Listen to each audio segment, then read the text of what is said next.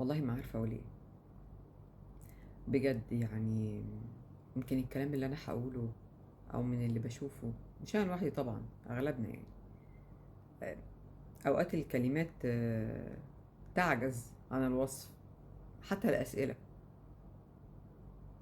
لكل بنت ولكل شاب مقبلين على الزواج أو مرتبطين أو مخطوبين،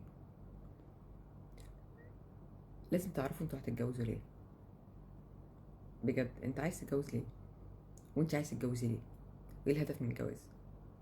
طيب، واللي اتجوزوا عايزين تخلفوا ليه؟ بجد عايز تخلف ليه؟ تعالى قول لي عايز تخلف علشان كذا وكذا. خلف ليه؟ طيب، واللي مخلفين وصنعوا كتلة من الألم والغضب في شكل شاب أو شكل بنت صغيرة في سن المراهقة، وما قبل ذلك ماشيين على الأرض، خلفتهم ليه؟ يعني إيه ظاهرة كبيرة جدا، متجوزين الأب والأم مش مطلعين ولا حاجة، وبيمتنع إن هو يصرف على ابنه أو بنته، وبيضربهم كل يوم بمناسبة ومن غير مناسبة. ليه؟ انت بتنتج ايه؟ بتطلع ايه في الارض؟ بتطلع كتلة من الغضب والطاقة السلبية والحقد، ومفسد في الارض هيبقى غصبا عنه. بتعمل كده ليه؟ طب انت اتجوزت ليه؟ وخلفت ليه؟ منتظر ايه؟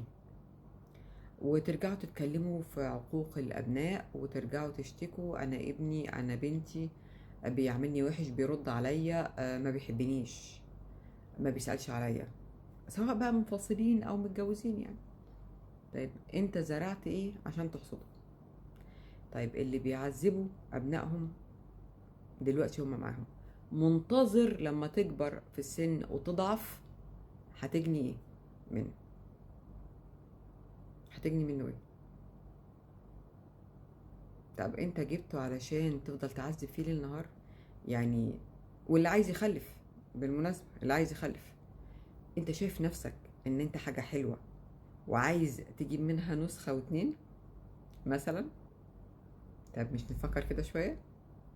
هل انت راضي عن نفسك؟ هتقول لي اه وانا مالي وما خليفش يشيل اسمي. هيشيل ايه بالظبط يعني؟ بجد هيشيل ويعمل بيه ايه؟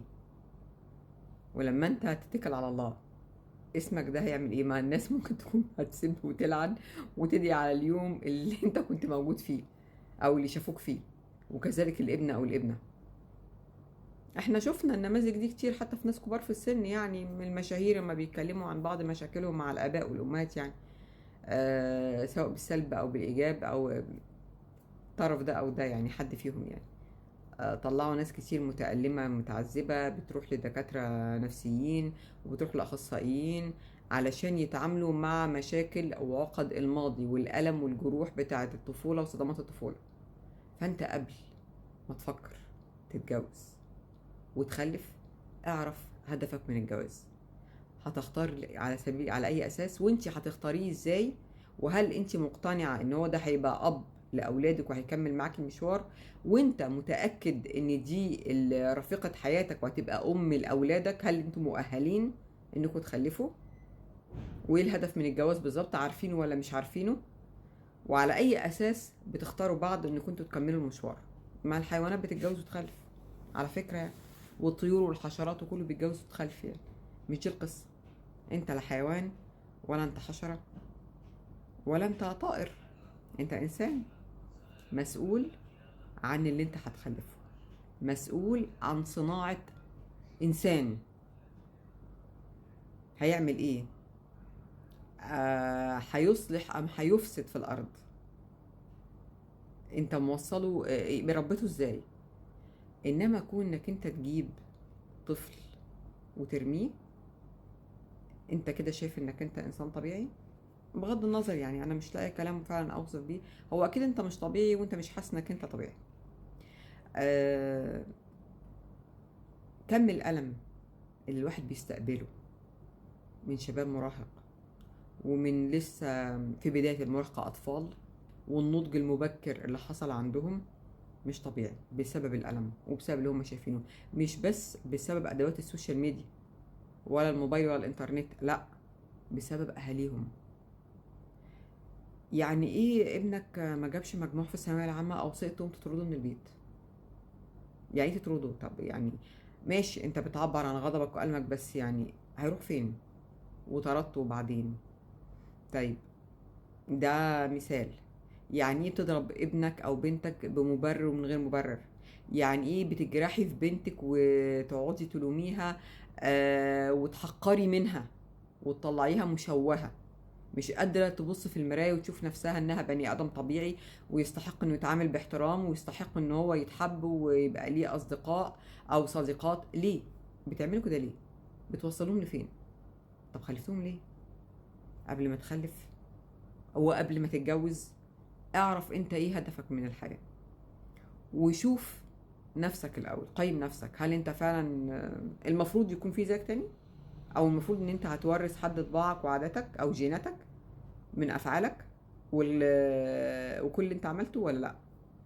انا مش عارفه ارتب الكلام، انا مش عارفه اقول اي حاجه، لكن كم الالم اللي موجود في المجتمع والمجتمعات دي مش طبيعي.